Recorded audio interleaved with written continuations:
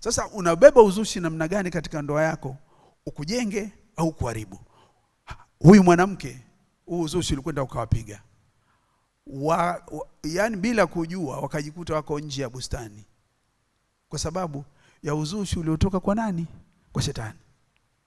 Na Adamu akasahau kwamba alitakiwa ambatane na mkewe. Neno linasema atamwacha baba yake na mama yake, naye ataambatana na mkewe. Tukumuuliza siku hiyo, ukienda mbinguni kukutana naye Tito, muulize Adamu, siku ile ulikuwa wapi? Siku ile ulikuwa wapi ukotuletea shida yote hii wewe mzee? Ukamwachia yule bwana akaenda akampa uzushi yule mama, akatuharibia kila kitu. Wafilisti, uzushi, jambo la kutisha kabisa ambalo lilitokea kwetu.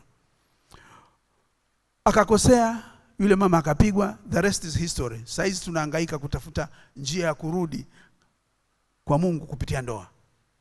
Tunapigwa. Kwa nini? Kwa kuwa ndoa hailengi mtu, haikulengwa kwa ajili ya mtu, haikuletwa kwa ajili ya mtu.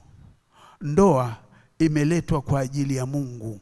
Swala la ndoa ni kwa utukufu wa Mungu tu, si utukufu wa mtu.